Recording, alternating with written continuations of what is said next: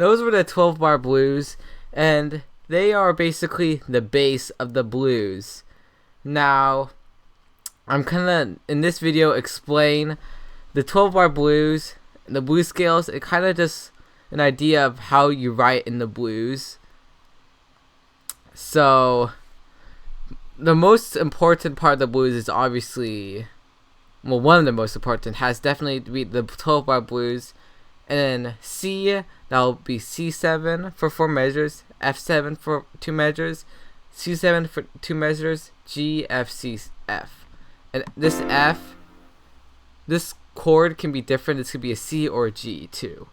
And obviously there are different variations. So kind of a low level of thinking about this chord progression is if we're in C, the C7 will be our home. So we'll establish that. And then we'll get this new chord, F7, which music will call our subdominant chord, because it wants to resolve back to C like this. So like it'll be like, but it isn't as strong as. And in my functional harmony video, I have a reason a little bit why that is. So we have our C7, home, subdominant, and dominant, which really wants to go home. So if you look into progression, we can kind of get a story a little. So we stay at home, we get in this like new inciting incident. There's something different now, but we still go back. But this is the climax. And if you actually listen to a melody playing on the blues, you'll actually get something that sounds like a climax. So if you want to play a melody on the blues, one of the easiest ways is to simply use the blues scale. So in C, that'll be C, E flat, F, F sharp, G. This will be a B flat, and this will be a C. So you can hear how it sounds.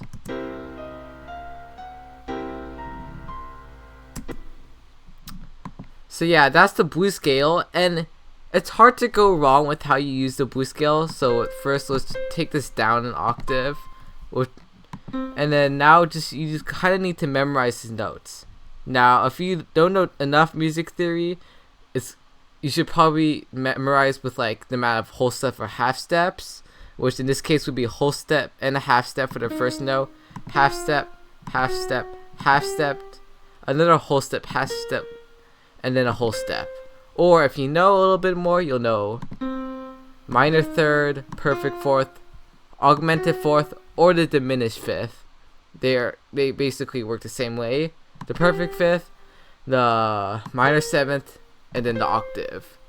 Either way, if we use these notes, we can get a pretty nifty melody for the blues.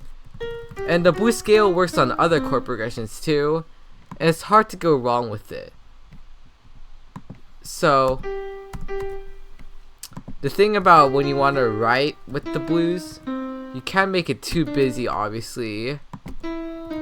So we can listen to this. And also, we also want to probably add swing to this to get a more bluesy vibe. And this D doesn't really work that well, so I'll just get rid of it and put this to an F.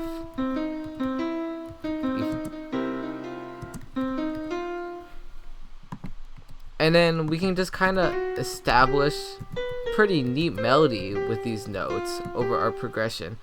But I really want to focus on what happens when we get to our chord changes. So we'll just make this kind of a rest.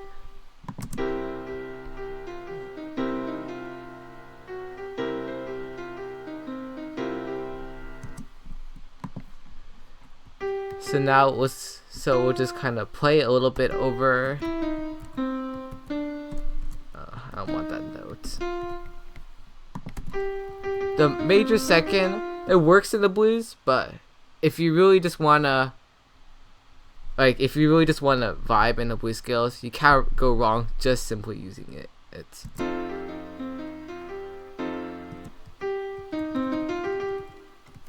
And it'll be da da da da da da, and then I'll know. I'm not creative right now.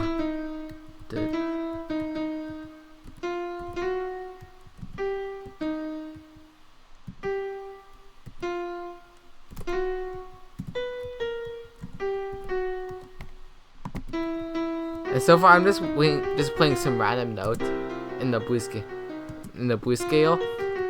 So this is the part that I said would be the climax. And for the climax, I'm just gonna actually play the notes of the chord.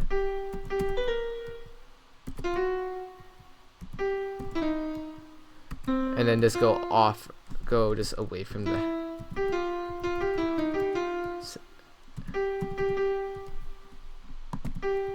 So you think, okay, let's hear it.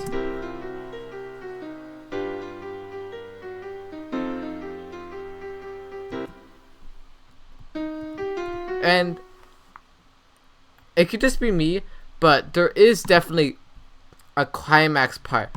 There's something different of just playing this melody over the 5 chord. And the last 4 measures are definitely very important because this is a 12-bar blues, and normally we will write music in 8s, or just powers of like 2 at least. It's like 4, 8, 16. But the blues, it actually adds this as kind of a turnaround. And when you listen to enough blues, this doesn't even sound irregular anymore. It kind of just sounds normal. So let's kind of finish this, and I'll know. Sound good once, play it again. Well, hopefully I don't accidentally copy and paste the chords. Oh well, accidentally copy and paste the chord. So let's listen to this.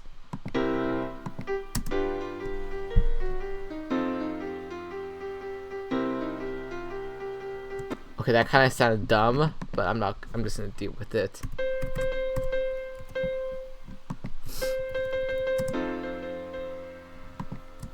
And now we'll just play this again. Repeat it.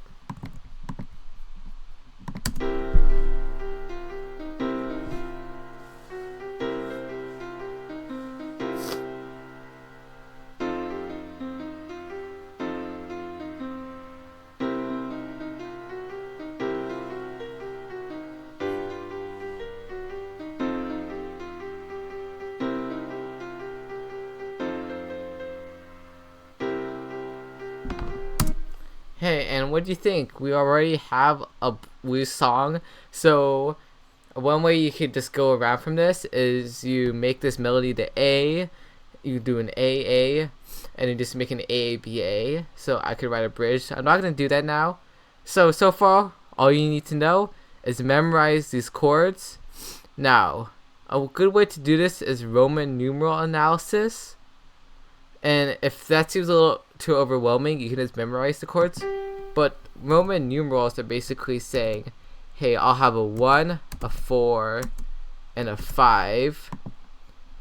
The 1 chord being the 1st degree, the 4 chord being the 4th degree, 5 degree being based on the 5th degree. And that means that I could use this for any key, not just C. But if you just memorize the chords, you're already one step closer to just writing blues music. Wasn't that pretty cool? If you're enjoying this video, please give me a thumbs up, and hopefully you subscribe. I really appreciate that. Anyways, bye-bye.